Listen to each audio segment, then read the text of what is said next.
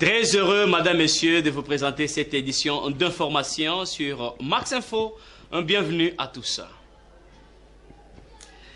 Les 100 jours passés à la tête du gouvernement d'union nationale issu de l'accord de la Saint-Sylvestre ne représentent absolument rien dans la classe politique ou soit dans la classe sociale congolaise. Bruno Tshibala a lamentablement échoué.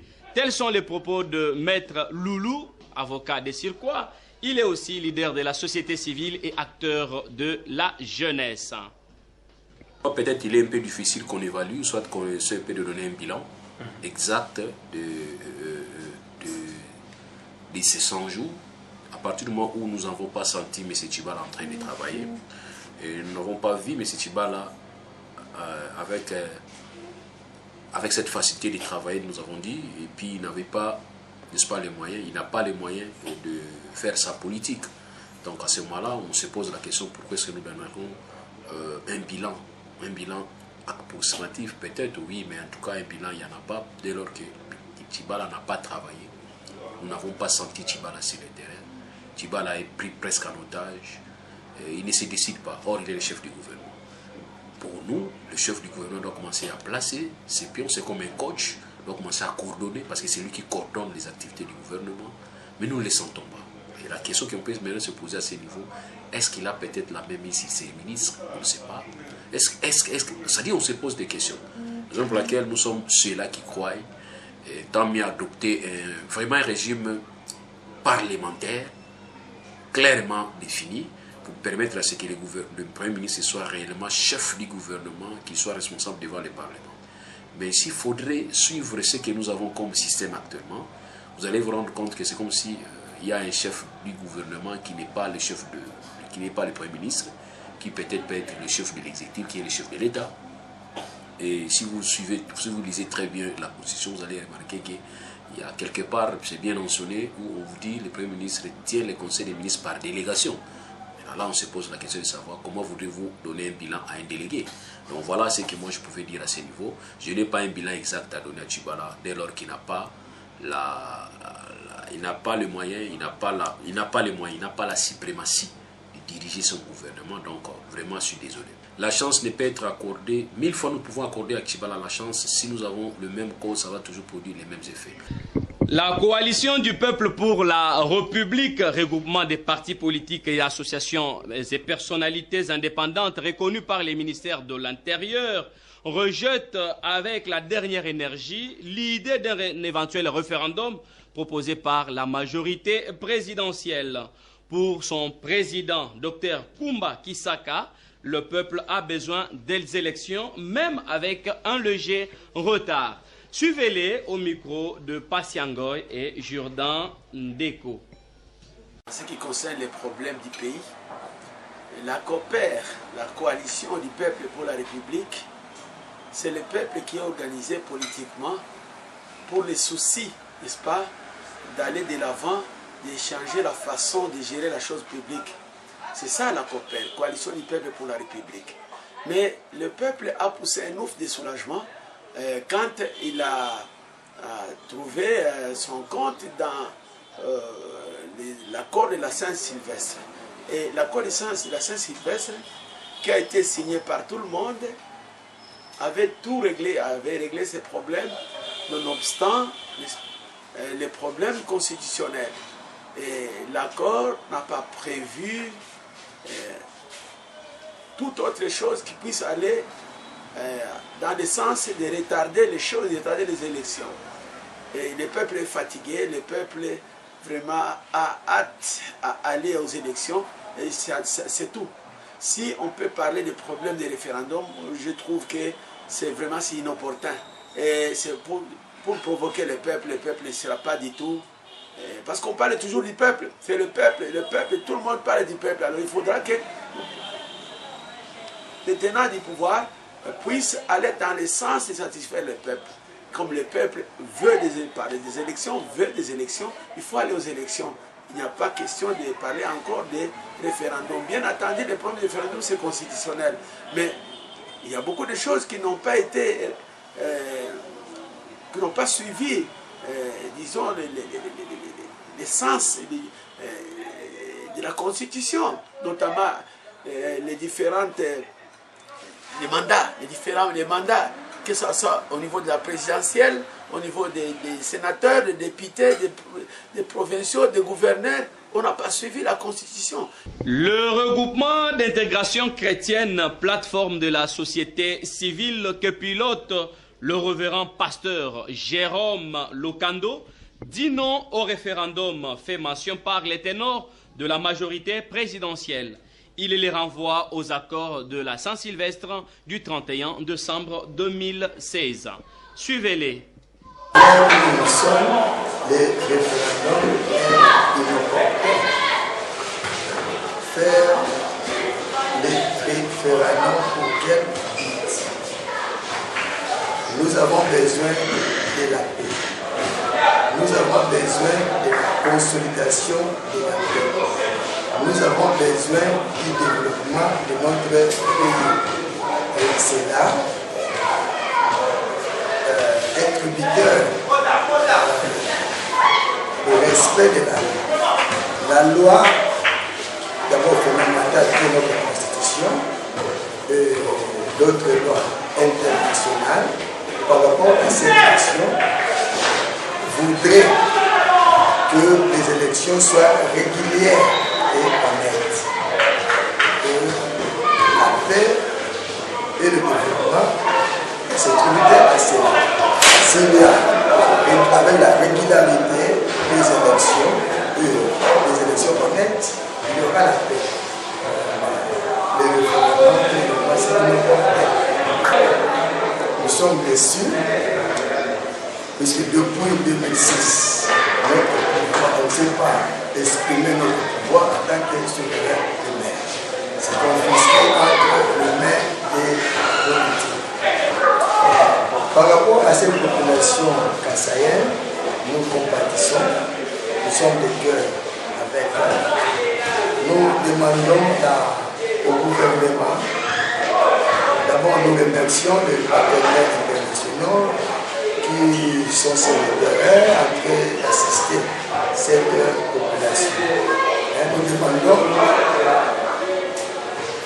au gouvernement, le responsable de l'Union européenne, d'être là, d'assister cette population concernant l'alimentation, la santé et aussi le logement.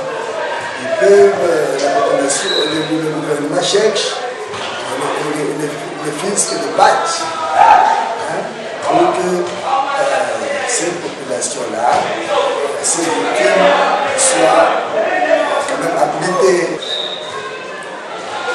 Le mot de la fin, j'en appelle à la conscience collective, à la mobilisation collective, à l'engagement collectif et à la sensibilisation de tous.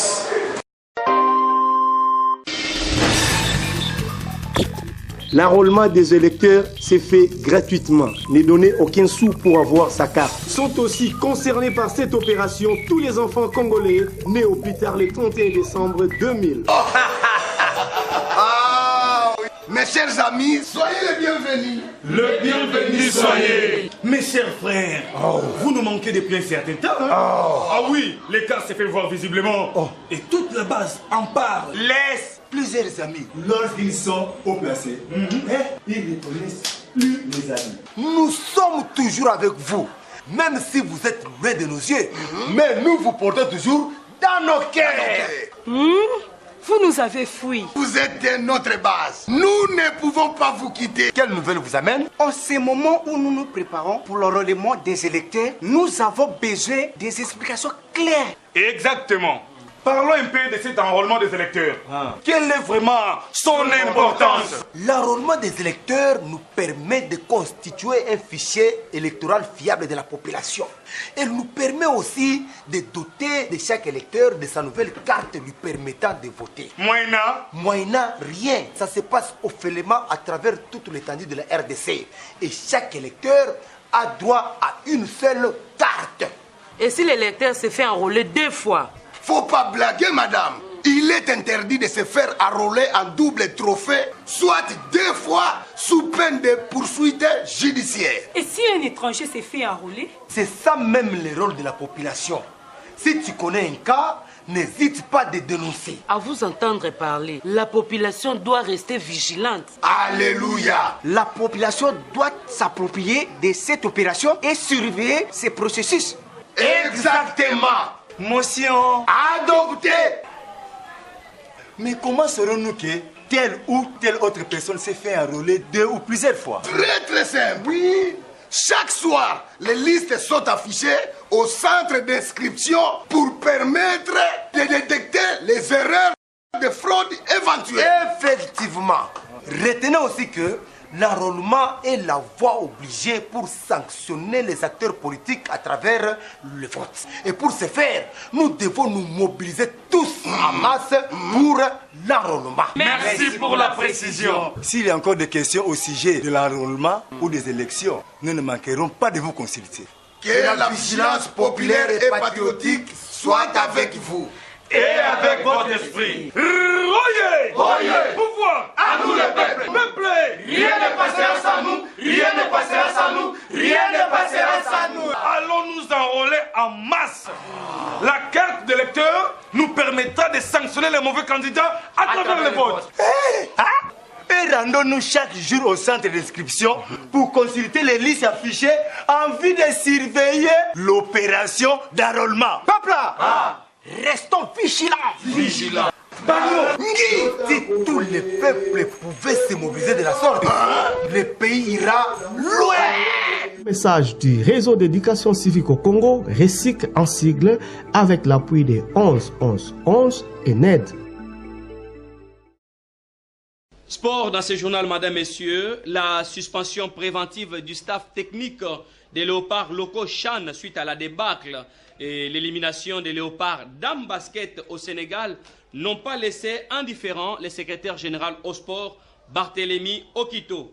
Il salue la décision courageuse de la FECOFA. Suivez-les au micro de David Binga. Je félicite la FECOFA. Vous savez, moi, pour les éloges, je suis avare des éloges.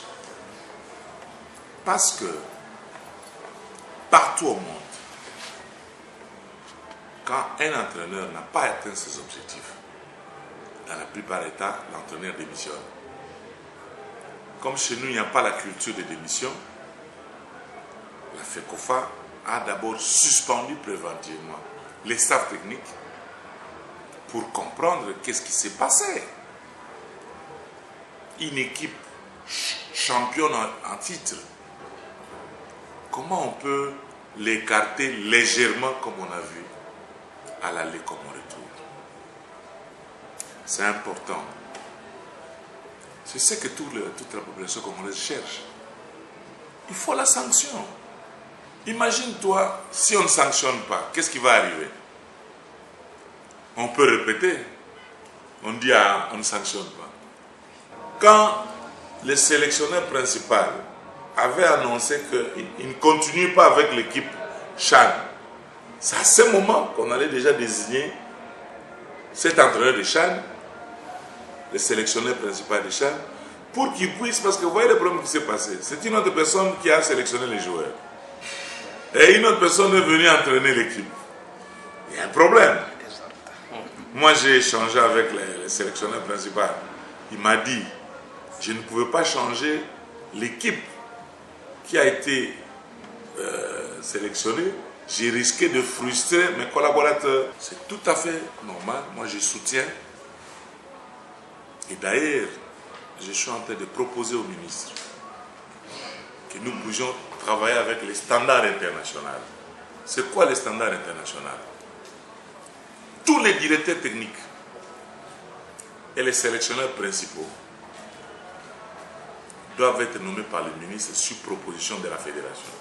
Donc, en bref, bonne action de la FECOFA pour cette élimination bête. Et nous croyons que les gens ne vont plus s'amuser. On sera strict, on sera rigide.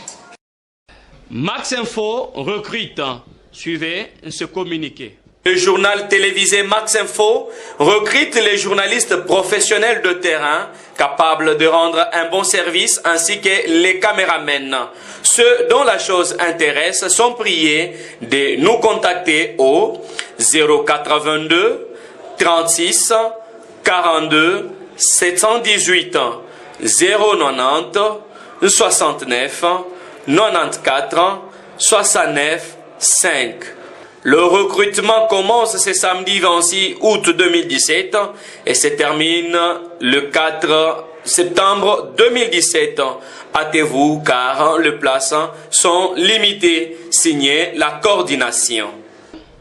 Ainsi, ça n'est fini pour cette édition d'information, madame, messieurs. Merci parce que vous étiez si nombreux en train de nous suivre chez vous. Merci à toute la grande équipe pilotée par Apollinaire Kassonga. Pasiangoy était derrière cette caméra, Jourdain Deco, la grande équipe de Dodan était avec nous. Merci beaucoup parce que vous êtes vraiment fidèles à ce programme. Je suis celui qui est, vous m'appelez tel que vous m'appelez, vous le savez bien. Priez les bons dieux pour que je sois en vie, afin de vous informer. Merci et à très bientôt.